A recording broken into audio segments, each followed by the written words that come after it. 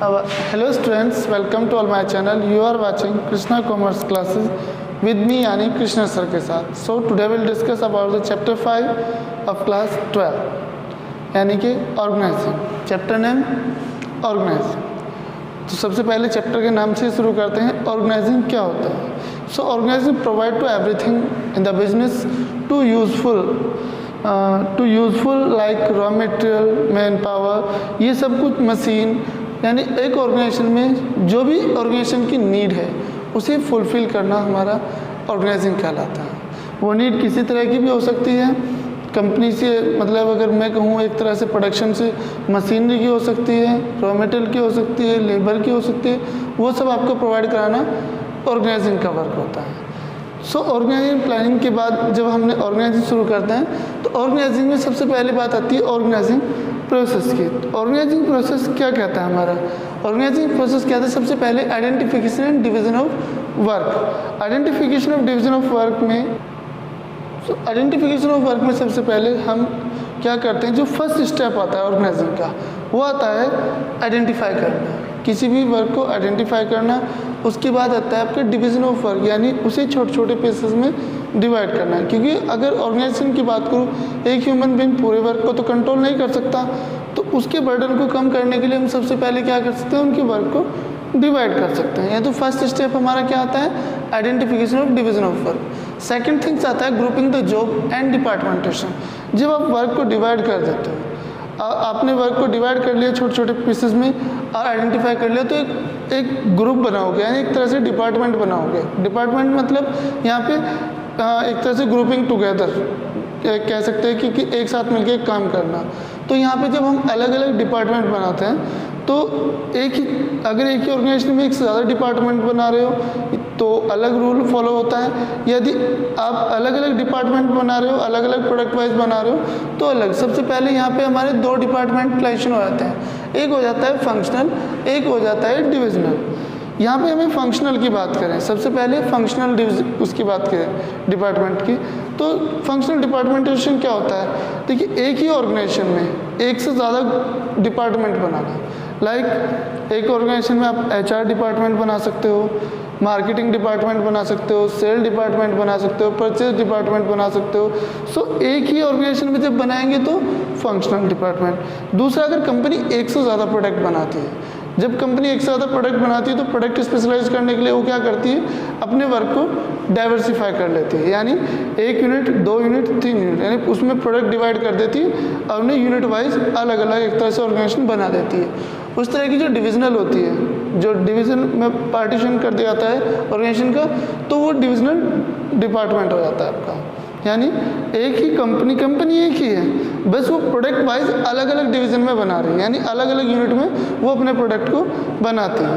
तो वहाँ पे हम डिविजनल डिपार्टमेंटेशन फॉलो करते हैं. जब यहाँ पे थर्ड स्टेप आ जाता है हमारा assignment of duties. Assignment of duties से मतलब ये है कि जब हमने वर्क फाइंड आउट किया, डिवाइड किया, देन उसे हमने डिपार्टमेंटलाइज भी कर दिया, तो वहाँ पे हम अकॉर्डिंग टू स्किल्स, यानी जब हमने एक बंदा HR का था, हमने उसे HR डिपार्टमेंट में रखा, एक फाइनेंस का था, फाइनेंस डिपार्टमेंट रखा, तो उनके स्किल्स के अकॉर्डिंग उन्हें हम उनकी ड्यूटीज़ दे देते हैं. यानी जब एक ऑर्गेनाइजेशन एक से ज़्यादा डिपार्टमेंट में डिवाइड हो जाती है तो उस डिवीज़न जो आपकी डिपार्टमेंट होता है, तो डिपार्टमेंट के अकॉर्डिंग हम उन्हें उनकी ड्यूटीज़ बता देते हैं. सो वो पार्ट आता है आपका असाइनमेंट ऑफ ड्यूटीज़ का. एंड नेक्स्ट में आता है stabilise reporting relation. Stabilise reporting relation. अब एक बात समझिए, यहीं पे सबसे ज़्यादा पावर जो होती है वो होती है आपके सुपीरियर के पास. उसके बाद जो लेस पावर होती है वो होती है हमारे सबॉर्डिनेट के पास. सबॉर्डिनेट को क्यों रखा है? ताकि सुपीरियर का वर्कलोड कम किया जा सके, क्योंकि अब एक ही पर्सन सारे काम तो कर नहीं सकता है. तो सुपीरियर का वर्कलोड कम करने के लिए हम क्या करते हैं, सबॉर्डिनेट को अपॉइंट कर लेते हैं. अब सबॉर्डिनेट को कुछ अथॉरिटी डेलीगेट करनी होती है. वो डेलीगेट कौन करता है? सुपीरियर. सबॉर्डिनेट को जो अथॉरिटी डेलीगेट करता है वो सुपीरियर करता है. तो सुपीरियर जब डेलीगेट करता है अथॉरिटी, वो किस लिए करता है कि वो कुछ रेस्पॉन्सिबिलिटी भी उसे देता है। जब हम अपने सबॉर्डिनेट को कुछ रेस्पॉन्सिबिलिटी दे रहे हैं तो कुछ अथॉरिटी भी हमें देनी पड़ेगी ताकि वो अपने बिहाफ पे या अपने लेवल पे कुछ डिसीजन ले सके और अपना टास्क को कंप्लीट कर सके। तो यहाँ पे एक बात ध्यान रखने वाली होती है कि जो रिपोर्ट रिलेशनशिप होती है ये हमेशा अपने सुपीरियर को रिपोर्ट किया जाता है, यानी एक सबॉर्डिनेट अपने सुपीरियर को रिपोर्ट करता है। सो एस्टेब्लिश रिपोर्टिंग रिलेशन यहाँ से क्लियर हो जाता है। आफ्टर देन बात करते हैं importance of organising. Importance of organising की बात करें तो सबसे पहले बेनिफिट्स ऑफ स्पेशलाइजेशन, यानी यहाँ पे नो डुप्लीकेशन ऑफ वर्क का सबसे ज़्यादा बेनिफिट मिलता है, क्योंकि एक डिपार्टमेंट में एक HR वर्क कर रहा है और दूसरा फाइनेंस वर्क कर रहा है तो वहाँ पे डुप्लीकेशन के चांसेस कम रहते हैं, क्योंकि एक बंदा अपने वर्क में एक्सपर्ट हो सकता है, दूसरे के वर्क में एक्सपर्ट होगा ये पॉसिबल नहीं है। तो वहाँ पे बेनिफिट्स मिलता है स्पेशलाइजेशन का, यानी डुप्लीकेशन के चांसेस कम रहते हैं। दूसरा रोल क्लियरिटी। रोल क्लियरिटी का मतलब यहाँ पे इतना है कि जब आप एक ऑर्गेनाइजेशन में वर्क कर रहे हैं तो आपका रोल यानी आपकी जो पोजीशन है वो क्या है एक ऑर्गेनाइजेशन में, वो हमें कौन बताता है? रोल क्लियरिटी, यानी एक ऑर्गेनाइजेशन में आपके वर्क को क्लियर करना। लाइक फॉर एग्जांपल अगर मैं बात करूं, अगर एक HR है तो उसका वर्क सिर्फ HR तक का होगा, उसका जॉब क्लियर है कि उसे जो डेली रूटीन वर्क है वो वहाँ पे क्लियर हो जाता है, तो रोल क्लियरिटी यहाँ से क्लियर हो जाती है। दूसरा होता है क्लियरिटी इन वर्किंग रिलेशन, यानी आपको किसके साथ वर्क करना है। क्लियरिटी इन वर्किंग रिलेशनशिप, यानी आपको किसके साथ वर्क करना है वो वहाँ पे हम क्लियर करते हैं। थर्ड वन आ जाता है optimum utilisation of resources. Optimum utilisation of resources से मतलब यहाँ पे सिर्फ इतना है कि जो हमारे पास अवेलेबल रिसोर्सेज हैं उसका ज़्यादा से ज़्यादा यूज़ करना। ज़्यादा से ज़्यादा यूज़ करना मतलब जो भी रिसोर्सेज है उसे बेस्ट वे में या अल्टरनेटिव वे में जो बेस्ट होता है, बेस्ट अल्टरनेटिव होता है उस तरीके में सबसे ज़्यादा जो बेस्ट तरीका होता है उस वे में यूज़ करना। एंड नेक्स्ट में होता है कोऑर्डिनेशन एंड इफेक्टिव एडमिनिस्ट्रेशन। देखिए यहाँ पे दो बात थी, एक तो मैंने बताया था अभी functional organising, functional departmentalisation. Functional departmentalisation में क्या होता है, एक ही फर्म में प्रॉपर आप कोऑर्डिनेट कर सकते हो अपने सबऑर्डिनेट को। सेम डिविजनल में क्या होता है, अलग अलग डिवीजन होती है तो आप अपने एम्प्लॉय को कोऑर्डिनेट वहाँ से कर सकते हैं। उससे क्या होता है, एक जब अच्छे से कोऑर्डिनेट करोगे अपने एम्प्लॉय को तो एक इफेक्टिव एडमिनिस्ट्रेशन क्रिएट कर सकते हैं। एक होता है अडॉप्टिंग चेंजेस, यानी आपका किसी बिजनेस इन्वायरमेंट में किसी भी तरीके का चेंज हो जाए से मतलब ये है कि लाइक टेक्नोलॉजी अपग्रेड हो गई, टेक्नोलॉजी में चेंज हुआ तो उसे हमें अडॉप्ट करना पड़ता है, या पॉलिटिकल इशू हो, कोई लीगल इशू हो, गवर्नमेंट कोई रूल चेंज कर दे तो उन रेगुलेशन को हमें जो अडॉप्ट करना है हमें आसानी रहती है किसी में, ऑर्गेनाइजिंग में। एंड थर्ड वन होता है एक्सपेंशन एंड ग्रोथ। देखिए डिपार्टमेंट क्यों बनाए जाते हैं, ये अपने वर्क को बढ़ाने के लिए किए जाते हैं। जब एक ऑर्गेनाइजेशन प्रॉफिट अर्न करती रहती है तो वो चाहती है कि वो ग्रोथ भी करे, और जो वो ग्रोथ करती है तो उसी चीज़ को हम क्या बोलते हैं, एक्सपेंशन। क्या बोलते हैं, एक्सपेंशन। अब एक्सपेंशन कैसे कर सकते हो भाई, आप ऑर्गेनाइजेशन को बढ़ा सकते हो या आप उसे डाइवर्सिफाई कर सकते हो। डाइवर्सिफाई मतलब डिविजनल आपका डिपार्टमेंटलाइजेशन बन जाता है, यानी अगर आप अपने बिजनेस को एक्सटेंड कर रहे हैं, सपोज मैं 2 प्रोडक्ट बना रहा था, अब मुझे 4 प्रोडक्ट बनाने हैं तो मैं क्या कर सकता हूँ, अपने बिजनेस को डाइवर्सिफाई कर सकता हूँ, यानी उसे क्या करूँगा, मैं डिविजनल डिपार्टमेंटलाइजेशन में कन्वर्ट करूँगा। एक यूनिट में 1 प्रोडक्ट बनाऊँगा, दूसरी यूनिट में 2 प्रोडक्ट, या दो प्रोडक्ट में दोनों यूनिट में बना सकता हूँ। उससे क्या होगा, इफेक्टिवली मैनेज भी होगा और मेरी फर्म में कितनी ग्रोथ, किस फर्म को लेकर कितनी ग्रोथ है वो में क्लियर हो जाता है। उसके बाद आता है फिर development of personal. Development of personal की अगर मैं बात करूँ तो डेवलपमेंट ऑफ पर्सनल में डेवलपमेंट ऑफ पर्सनल में अगर हम बात करें, डेवलपमेंट ऑफ पर्सनल में आता है कि एक मैनेजर का सिर्फ इतना ही वर्क नहीं होता कि उसे डेलीगेशन अथॉरिटी को डेलीगेट करना है, रेस्पॉन्सिबिलिटी को डिवाइड करना है, उसके बाद भी उसे उसके और बहुत सारे वर्क होते हैं, जैसे उसके बेस्ट मेथड सेलेक्ट करना, क्रिएटिव मेथड चेक करना, तो वो सब हमारा डिपार्टमेंटल ऑफ पर्सनल एक मैनेजर की एबिलिटी पे डिपेंड करता है कि किस पोटेंशियल से वो अपने वर्क को क्रिएटिव बनाता है और अपने सबॉर्डिनेट के पोटेंशियल के अकॉर्डिंग गोल को अचीव करता है। वो आ जाता है हमारा डेवलपमेंट ऑफ पर्सनल में। आफ्टर देन बात आती है ऑर्गेनाइजेशनल स्ट्रक्चर की। ऑर्गेनाइजेशनल स्ट्रक्चर की मैं अगर सिर्फ मीनिंग की बात करूँ, सो मीनिंग क्या होता है? A framework within which managerial and operational work task are perform. यानी जो आपका ऑर्गेनाइजेशनल स्ट्रक्चर है वो कहता है कि जो मैनेजरियल वर्क और ऑपरेशनल वर्क से मतलब रॉ मटेरियल को फिनिश गुड्स में कन्वर्ट करने तक का सारा प्रोसेस, उस टास्क को हम दोनों टास्क को जब एक पर्टिकुलर प्लेस पे हम परफॉर्म कर रहे हैं तो उस पर्टिकुलर प्लेस को हम ऑर्गेनाइजेशनल स्ट्रक्चर कहते हैं। इसमें सबसे पहले आता है span of management. Span of management क्या होता है? स्पैन ऑफ मैनेजमेंट होता है नहीं हाउ मैनी एम्प्लॉय आर या हाउ मैनी सबॉर्डिनेट और effectively control by a manager. यानी एक मैनेजर के द्वारा कितने एम्प्लॉय या कितने सबॉर्डिनेट को इफेक्टिवली मैनेज किया जा रहा है।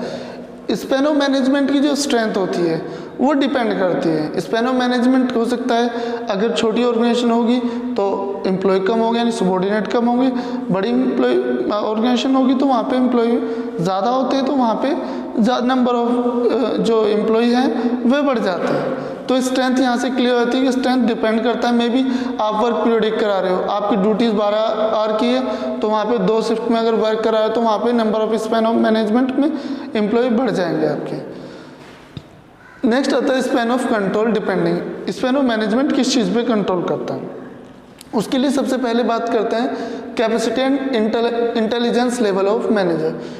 सबसे पहले जो पॉइंट आता है मैनेजर कितना इंटेलिजेंट है, उसकी क्या कैपेसिटी है, कितने नंबर ऑफ एम्प्लॉय को वो हैंडल कर सकता है, किस रूटीन में वर्क कराता है अपने एम्प्लॉय को, क्या क्रिएटिविटी करता है। तो ये सारा डिपेंड करता है उसकी कैपेसिटी और इंटेलिजेंस लेवल पे। सेकेंड थिंग्स आता है the trust of manager in their employ.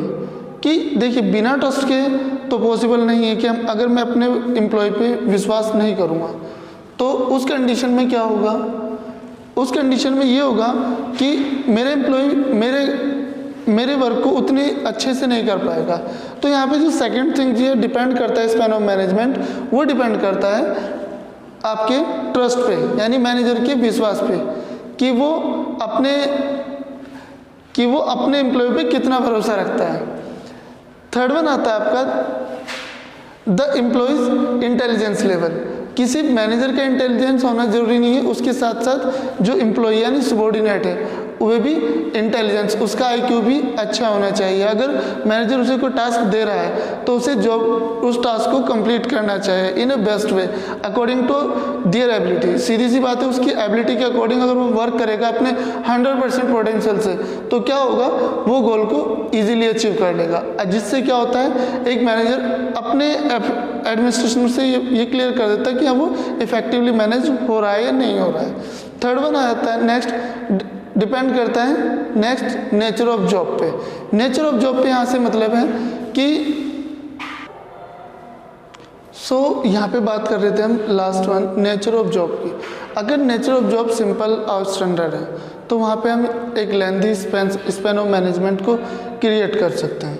अगर वहाँ पे जॉब हमारी कॉम्प्लेक्स है, थोड़ी सी कॉम्प्लेक्स होने का मतलब जटिल है, थोड़ा चैलेंजिंग जॉब है, तो उस चैलेंजिंग जॉब में जो स्पैन ऑफ मैनेजमेंट की लेंथ हो वो हमारी शॉर्ट है। वहाँ पे हमें शॉर्ट लेंथ प्रीफर करना चाहिए यानी सबॉर्डिनेट की जो नंबर ऑफ सबॉर्डिनेट है वो कम रखने चाहिए।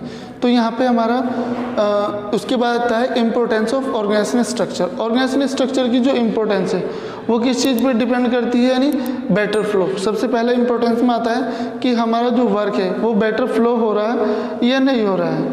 उसके बाद बात करते हैं the structure make its easy to check the responsibility यानी हमने जिसे अपने सबॉर्डिनेट को जो रेस्पॉन्सिबिलिटी थी उसे चेकआउट करने के लिए भी हम स्पैन ऑफ मैनेजमेंट में उसकी इम्पोर्टेंस ऑफ ऑर्गेनाइजेशन में आता है।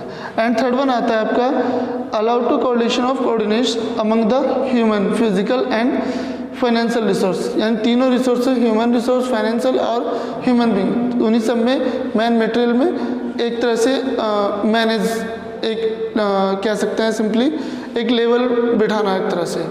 एंड लास्ट वन होता है आपका it clearly define the level of management and span control under each level, यानी सभी लेवल पे कौन कितना स्पैन ऑफ मैनेजमेंट कंट्रोल कर रहा है, और चाहे टॉप लेवल हो, चाहे मिडिल लेवल हो, चाहे वो आपका लोअर लेवल या ऑपरेशनल लेवल हो, तीनों लेवल का जो हमारा स्पैन ऑफ मैनेजमेंट है वहाँ से वो इम्पोर्टेंस से वो क्लियर हो जाता है। तो यहाँ पे हम जो पढ़ेंगे नेक्स्ट, अब बात करेंगे इसके स्ट्रक्चर के बारे में, यानी कितने तरह के स्ट्रक्चर होते हैं। सो स्टूडेंट्स, अभी हमने बात की थी आपकी ऑर्गेनाइजेशनल स्ट्रक्चर पे। अभी स्ट्रक्चर के बाद में हम जानते हैं टाइप ऑफ ऑर्गेनाइजेशनल स्ट्रक्चर। तो टाइप ऑफ ऑर्गेनाइजेशनल स्ट्रक्चर हमारे दो तरह के होते हैं। फर्स्ट ऑफ ऑल होता है आपका फंक्शनल, दूसरा होता है डिविजनल। सबसे पहले बात करते हैं फंक्शनल स्ट्रक्चर। फंक्शनल स्ट्रक्चर में क्या होता है, फंक्शनल ऑर्गेनाइजेशनल स्ट्रक्चर में एक ही ऑर्गेनाइजेशन में अलग अलग डिपार्टमेंट बना के कंटिन्यूसली उसे रन करना, वो हमारा फंक्शनल स्ट्रक्चर में आता है। उसके अगर हम एडवांटेज की बात करें, एडवांटेज में functional structure, first of all advantage के जो बेनिफिट्स होते हैं वो हमें मिलता है स्पेशलाइजेशन में। स्पेशलाइजेशन से मतलब यहाँ पे सिर्फ इतना है कि स्पेशलाइजेशन में हम यहाँ पे कि एक डिपार्टमेंट में हमारा जो वर्क होता है वो पर्टिकुलर रूटीन वर्क यानी सेम रहता है, उसमें हमारा वर्क चेंज नहीं होता। और जब एक ही वर्क को हमें रोज़ रोज़ वर्क करना पड़ता है तो वहाँ पे क्या होता है, हर जो इंसान रोज़ रोज़ एक ही टास्क को कंप्लीट कर रहा है तो उसमें एक्सपर्ट हो जाता है। तो वहाँ पे स्पेशलाइजेशन वाली कंडीशन आती है कि आपको अपने ही डिपार्टमेंट का वर्क करना है, अदर डिपार्टमेंट का कोई वर्क नहीं करना। दूसरा आता है इजी सुपरविज़न। इजी सुपरविज़न मतलब एक डिपार्टमेंट में जितने हैं उन्हें सुपरवाइज करना भी आसान हो जाता है। सुपरवाइज करने से मतलब एनालाइज करना कि they are working with effective and efficiency manner. So easy supervision. दूसरा आता है इजी कोऑर्डिनेट। यहाँ पे सभी उन्हें जो डिपार्टमेंट है उन्हें कोऑर्डिनेट करना यहाँ पे आसानी हो जाती है। It help in increasing to managerial efficiency. यहाँ से क्या होता है, मैनेजरियल एफिशिएंसी में इम्प्रूवमेंट होती है, मैनेजर को हेल्प मिल जाती है कि वो अपनी एफिशिएंसी यानी अपने पोटेंशियल में इंक्रीज कर सकता है। कैसे वर्क, देखिए जब एक ही डिपार्टमेंट उसके पर्टिकुलर डिपार्टमेंट को हैंडल करता है तो वहाँ उसे दूसरे वर्क हैंडल करने की ज़रूरत नहीं पड़ती, सिर्फ एक पर्टिकुलर डिपार्टमेंट को देखना होता है। And effective training. Effective training according to needs your organisation, जिस तरह की आपकी ऑर्गेनाइजेशन है आप उसी के अकॉर्डिंग अपने एम्प्लॉय को ट्रेनिंग दे सकते हैं, उनसे अच्छे वर्क का आप करा सकते हैं। ये आता है हमारा फंक्शनल। अब जहाँ एडवांटेज होती है देखिए वहाँ पे कुछ ना कुछ डिसएडवांटेज भी होती है। तो इसकी जो सबसे डिसएडवांटेज होती है वो सबसे पहले आती है डिफ़िकल्टी इन अचीविंग गोल। यानी सिर्फ आपका टास्क यानी एक ग्रुप या मैं कह सकता हूँ एक डिपार्टमेंट अच्छा परफॉर्म कर रहा है, एक डिपार्टमेंट अच्छा परफॉर्म नहीं कर रहा है। उस कंडीशन में क्या होता है, जो डिपार्टमेंट अच्छा परफॉर्म नहीं कर रहा है उसकी वजह से आप एक जो ऑर्गेनाइजेशन गोल है उसे अचीव नहीं कर पाते हो। तो यहाँ पे आ जाती है डिफ़िकल्टी इन अचीविंग गोल में कि आप अपने अकॉर्डिंग तो सही चल रहे हैं, अपने डिपार्टमेंट आपका बहुत अच्छा कर रहा है, पर अगर सारे डिपार्टमेंट अच्छा वर्क नहीं करेंगे तो हम ग्रुप गोल को अचीव नहीं कर सकते, यानी अपने गोल को ऑर्गेनाइजेशन गोल को अचीव नहीं कर सकते। दूसरा आता है डिपार्टमेंट हेड ऑफ एटीट्यूड। यानी डिपार्टमेंट हेड जो आपका डिपार्टमेंट हेड है उसके एटीट्यूड पे डिपेंड करता है। अगर आप अपने सबऑर्डिनेट के साथ सपोर्टिव नेचर में पोलाइटली बात करते हो, अच्छे नेचर से बात करते हो, उन्हें हेल्प करते हो, ज़रूरत पड़ने पे उनकी हेल्प करते हो, एक उन्हें कुछ जब रिस्पॉन्सिबिलिटी है तो कुछ पावर भी डेलीगेट करते हो, तो उस कंडीशन में क्या होता है आपका एम्प्लॉय अच्छा वर्क करता है। जो अभी हमने स्पैन ऑफ मैनेजमेंट में पढ़ा था तो वो यहाँ पे एटीट्यूड की बात है। अगर कोई एटीट्यूड आपका डिपार्टमेंट हेड का ऐसा है कि वो औरों को पसंद नहीं करता है तो उस कंडीशन में वो वर्क भी नहीं करने देगा। तो यहाँ पे डिपेंड होता है डिपार्टमेंट हेड एटीट्यूड पे। एंड नेक्स्ट वन आता है डिफ़िकल्ट टू फिक्स अकाउंटेबिलिटी। जब एक पर्टिकुलर डिपार्टमेंट में बहुत सारे लोग वर्क कर रहे हैं तो उनके क्या क्या आपकी अकाउंटेबिलिटी वो हम फाइंड आउट नहीं कर सकते यहाँ से क्योंकि एक ग्रुप की तरह वर्क हो रहा है तो हम एक टीम वर्क की तरह तो उसे अकाउंटेबल कर सकते हैं, पर एक इंडिविजुअल अकाउंटेबिलिटी यहाँ पे नहीं आ सकती। फोर्थ होता है इनफ्लेक्सिबिलिटी। इनफ्लेक्सिबिलिटी लाइक रिगिडिटी वाली कंडीशन यहाँ पे बन जाती है। इसमें क्या होता है इनफ्लेक्सिबिलिटी में कि जो इनफ्लेक्सिबिलिटी से यहाँ से मतलब होता है कि एक आदमी जब एक पर्टिकुलर एम्प्लॉय एक पर्टिकुलर टास्क को एक पर्टिकुलर डिपार्टमेंट में कर रहा है तो उसे दूसरा टास्क कंप्लीट करने के लिए बहुत प्रॉब्लम होती है, यानी उसे वे नहीं पता होता कि उस वर्क को कैसे करना है। यहाँ पे जो ट्रेनिंग दी जाती है एम्प्लॉय को वो सिर्फ एक टास्क की दी जाती है, जैसे अगर आप HR में वर्क कर रहे हो तो सिर्फ आपको HR डिपार्टमेंट की ट्रेनिंग देंगे और HR का ही आपसे वर्क कराएंगे। अगर इन केस ऑफ फाइनेंस से कोई चला जाता है तो आपको अगर वहाँ ट्रांसफ़र कर दे उस केस में आप फाइनेंशियल वर्क नहीं कर सकते। तो यहाँ पे इनफ्लेक्सिबिलिटी पाई जाती है, यानी कोई चेंजेस आप इस तरह नहीं कर सकते उसमें। उसके बाद बात करते हैं यहाँ पे हम दूसरा डिविजनल स्ट्रक्चर की। डिविजनल स्ट्रक्चर मैंने आपको बताया था कि डिविजनल स्ट्रक्चर क्या है, जब एक कंपनी एक से ज़्यादा प्रोडक्ट बना रही है और उसे प्रोडक्ट बनाते बनाते अगर एक कंपनी एक ही ऑर्गेनाइजेशन में 4-5 प्रोडक्ट बनाती है तो वहाँ पे पूरा प्रोसेस कॉम्प्लेक्स वाला हो जाता है, ऑपरेशनल प्रोसेस। तो वो क्या करती है, अपने वर्क को डिवाइड कर लेते हैं, डिवीज़न में यूनिट वाइज डिवाइड कर देती है। उसी वर्क को डिविजनल स्ट्रक्चर कहते हैं। यहाँ पे उसकी कुछ एडवांटेज हैं, यानी एडवांटेज ऑफ डिविजनल स्ट्रक्चर की। तो फर्स्ट एडवांटेज मिलती है प्रोडक्ट स्पेशलाइजेशन की, कि उसमें सिर्फ वही प्रोडक्ट बनाए जाते हैं जिस प्रोडक्ट के लिए वो यूनिट स्टेबलाइज की गई है। हालांकि ऑर्गेनाइजेशन में भी अलग प्रोडक्ट बना रही है। लाइक फॉर एग्जांपल अगर मैं आपको बताऊं, हिंदुस्तान यूनिलीवर एक ऐसी कंपनी में बहुत सारे प्रोडक्ट बनाती है, पर आपने कभी शायद नोटिस ना किया हो, पर यह है कि ये कंडीशन है उसकी कि जितने भी उसके प्लांट्स होते हैं उन सब में एक पर्टिकुलर प्रोडक्ट बनते हैं, वे सब यूनिट वाइज चलते हैं। क्योंकि इतनी बड़ी कंपनी है, वो बड़े लेवल की चलती है, तो बड़े लेवल पे जो प्रोडक्ट होते हैं वो उन पे फोकस करते हैं, सिर्फ प्रोडक्ट लेवल स्पेशलाइजेशन पे। और जबकि आपका ये जो मैंने भी बताया आपको फंक्शनल की सुटेबिलिटी की बात करूँ तो ये छोटे लेवल के लिए होता है। यानी जब आप एक ही ऑर्गेनाइजेशन को चला रहे हैं, जब आपके प्रोडक्ट ज़्यादा हैं तो आपको अलग अलग यूनिट में डिवाइड करना पड़ेगा, वहाँ पे हम डिविजनल स्ट्रक्चर फॉलो करते हैं। Second thing, fast decision making. अब यहाँ पे डिसीजन मेकिंग के लिए एक यूनिट को डिसीजन मेकिंग के लिए दूसरी यूनिट या हेड ऑफिस से कांटेक्ट करने की जरूरत नहीं, वो इंडिपेंडेंटली वर्क करती है। यानी अपने डिसीजन यूनिट वाइज में अलग अलग ले सकते हैं, या अपना डिपार्टमेंट अलग अलग डिसीजन ले सकता है। जबकि फंक्शनल में क्या था, एक डिपार्टमेंट जो हेड होगा सिर्फ सारे उसी को बताएंगे, और उसके बाद में जो ऑर्गेनाइजेशन हेड होगा, प्लांट हेड होगा, सब प्रॉब्लम्स उससे शेयर करते थे। यहाँ पे ऐसा नहीं है, यहाँ हम डिपार्टमेंट वाइज अलग अलग डिसीजन ले सकते हैं, इसलिए यहाँ पे डिसीजन मेकिंग फास्ट होती है। नेक्स्ट होता है अकाउंटेबिलिटी। अकाउंटेबिलिटी अगर हम बात करें एक छोटे से डिफरेंस की, तो यहाँ पे अकाउंटेबिलिटी आसान है। क्यों? क्योंकि हम यहाँ पे एक टास्क एक को दे रहे हैं, यानी आपको एक ही प्रोडक्ट के बारे में बताना है। सिर्फ आप जिस यूनिट को प्रोडक्ट में बना रहे हैं वो प्रोडक्ट के बारे में आपको अकाउंटेबल होगा, ना कि सभी के लिए। जबकि फंक्शनल में क्या था, अगर कंपनी एक से ज़्यादा प्रोडक्ट बना रही है उस कंडीशन में क्या था, वहाँ अकाउंटेबिलिटी कॉम्प्लेक्स प्रोसेस था। यहाँ पे एक प्रोडक्ट बनाने में आसानी होगी, आप अकाउंटेबल होंगे। नेक्स्ट आता है फ्लेक्सिबिलिटी। यहाँ पे अकॉर्डिंग टू सिचुएशन आप फ्लेक्सिबिलिटी ला सकते हैं। एक्सपेंशन एंड ग्रोथ, ये ऑर्गेनाइजेशन स्ट्रक्चर, यानी अगर मैं बात करूँ डिविजनल स्ट्रक्चर कब फॉलो किया जाता है, जब हम अपने स्ट्रक्चर को, अपने ऑर्गेनाइजेशन को बढ़ाना चाहते हैं। बढ़ाना चाहते हैं का मतलब एक यूनिट से आप 2 यूनिट, 3 यूनिट, 4 यूनिट इस तरह से एक्सपेंड करना चाह रहे हैं, तो उस कंडीशन में हम डिविजनल स्ट्रक्चर को फॉलो कर सकते हैं। उसके बाद आता है डिसएडवांटेज। मैंने बताया एडवांटेज के साथ कुछ ना कुछ डिसएडवांटेज भी होती है। तो यहाँ पे डिसएडवांटेज क्या होती है इसकी, सबसे पहले मोर रिसोर्स रिक्वायर्ड। अभी पहले एक फैक्ट्री चलाने में इतना खर्च इन्वेस्ट करना था, अब एक से ज़्यादा चलाओगे तो इन्वेस्टमेंट ज़्यादा होगा, ज़्यादा फंड की ज़रूरत पड़ेगी। तो इसकी जो सबसे पहली डिसएडवांटेज पड़ती है वो मोर रिसोर्सेज रिक्वायर्ड की है, कि हमें ज़्यादा रिसोर्सेज रिक्वायर्ड होगी, कैपिटल लगाना पड़ेगा, मशीन लगानी पड़ेगी, यूनिट बनानी पड़ेगी, तो उसके लिए ज़्यादा इन्वेस्टमेंट हो सकता है। इसका प्रोडक्ट फोकस डिपार्टमेंट होता है, यानी इसमें सिर्फ एक पर्टिकुलर प्रोडक्ट को ही फोकस किया जाता है, ना कि एक से ज़्यादा प्रोडक्ट को। यहाँ पे जो आपका मेन प्रोडक्ट होगा सिर्फ वही फोकस्ड रहेगा और कुछ नहीं। उसके बाद आता है कॉन्फ्लिक्ट। कॉन्फ्लिक्ट में यहाँ पे आता है एलोकेशन ऑफ रिसोर्सेज, यानी ये हो सकता है कि एक डिपार्टमेंट के यानी फंड ज़्यादा मिल गया और एक को फंड कम मिल गया, तो इस तरह के यहाँ पे कॉन्फ्लिक्ट चांसेस में भी पॉसिबल है। तो यहाँ पे हमारे ये आपका जो ऑर्गेनाइजेशन स्ट्रक्चर है वो यहाँ पे कॉन्सेप्ट लगभग खत्म हो जाता है।